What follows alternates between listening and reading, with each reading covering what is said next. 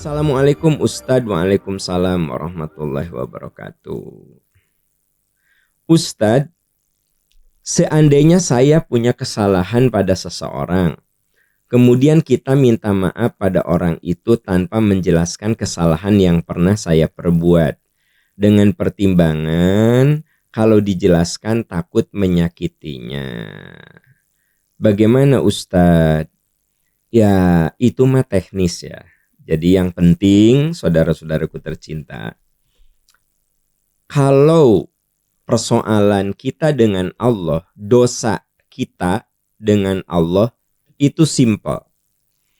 Anda tinggal bertobat. Illa man taba wa amana wa amila amalan sholihah.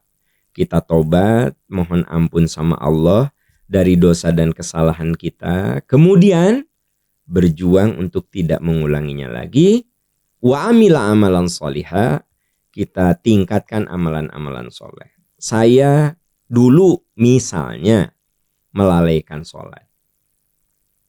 Tobat sekarang, mohon ampun. Ya Allah, ampuni dosa-dosa saya.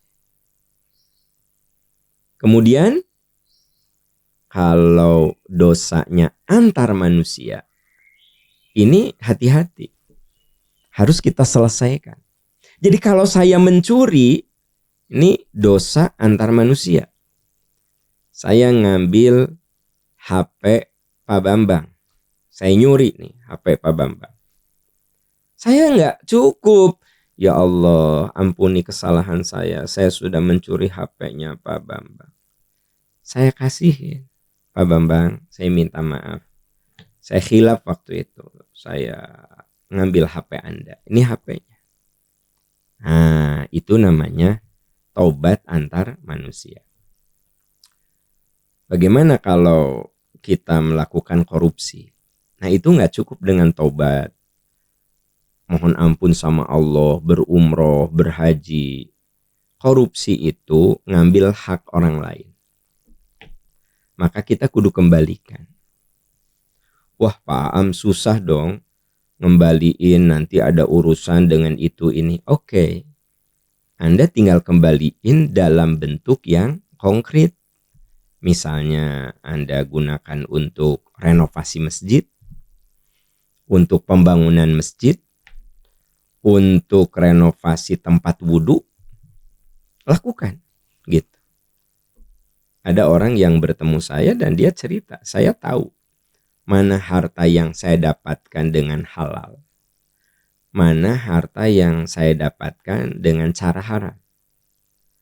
Jumlahnya itu saya tahu karena saya pisah.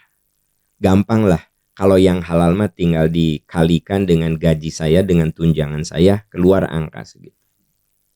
Tapi ada bagian-bagian yang sifatnya ya sebenarnya itu sogokan, Pak. Ada orang yang jujur ke saya gitu, dan jarang orang yang kayak begitu. Saya mau tobat. Ya saya bilang, tobatnya Anda harus kembalikan. Ya tapi susah Pak Am. Oke. Coba gunakan untuk kepentingan masyarakat. Kalau Anda yakin itu punya rakyat, balikin lagi ke rakyat. Nah, akhirnya beliau membangun masjid di kampungnya. Membangun masjid. Kemudian saya diundang untuk meresmikannya, tausiah di sana. Qadarullah, beberapa hari setelah itu beliau wafat. Ya, nah maksud saya begini. Nah ini orang yang taubatnya benar-benar. Tubu ilallahi taubatan nasuha. Ya, nah jadi kalau Anda pernah menzolimi si fulan, terserah apakah Anda menggosipkan, apakah Anda memfitnah, apakah Anda mengkhianati. Pokoknya yang sifatnya hak orang lain. Maka Anda nggak cukup dengan tobat, menangis saat wukuf, saat tawaf. Nggak bisa. Kenapa? Itu hakun adami. Hakun adami itu artinya persoalan kita dengan orang. Kalau persoalan kita dengan orang lain, hak-hak orang lain yang kita ambil, ya kita harus minta maaf. Kita harus mengembalikannya. Tapi Pak Am, kalau saya jelaskan detail, malah jadi keburukan. Ya terserah. Kalau menurut Anda tidak perlu detail, ya tidak perlu detail. Minta maaf saja atas segala kesalahan. Nah, itu. Ada juga kejadian. Dia merasa dosa terhadap anaknya karena tidak ngurus anak-anaknya. Jadi dia tuh bercerai sama istrinya ya. Begitu udah bercerai, kebayang nggak dari mulai kecil anak-anak sekarang sampai dewasa, si bapak ini tidak pernah menafkahi anak-anaknya. Namanya orang kan ada sadar, ada tobat gitu. Nah, pas itu bertemu saya dan dia cerita dengan berderai air mata. Pak, saya itu punya 2 anak, saya tidak tanggung jawab. Saya bercerai sama istri, tapi setelah itu saya nggak pernah menafkahi anak saya. Saya di usia segini rasanya saya mau bertobat. Itu gimana caranya? Ya saya bilang Bapak kudu bertemu dengan anak-anak Bapak. Bapak minta maaf kepada mereka. Bapak mengakui, menyadari kesalahan Bapak. Sok panggil anak-anak, minta maaf gitu. Nah jadi memang kalau sama orang mah kudu selesai urusannya gitu ya.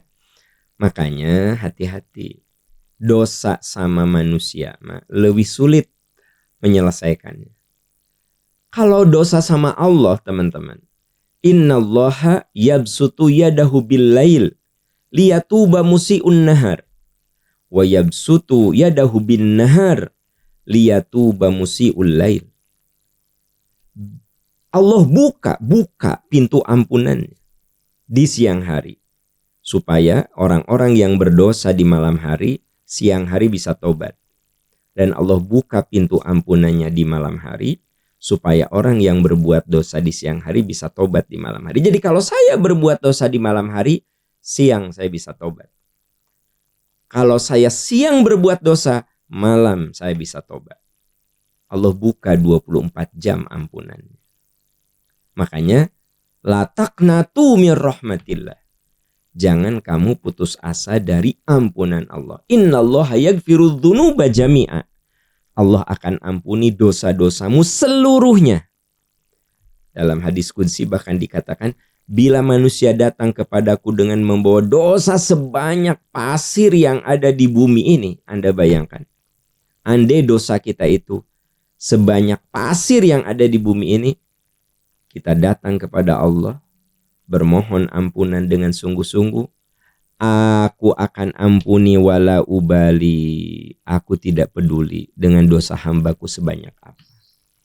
Jadi aneh kalau ada orang yang putus asa dari ampunan Allah. Ya, maka sari'u wasari'u ila maghfiratin min rabbikum. Bersegeralah kamu meraih ampunan Tuhan. Jadi kita disuruh untuk bersegera. Ya, gitu. Semoga Allah senantiasa mengampuni dosa-dosa kita. Amin ya robbal alamin.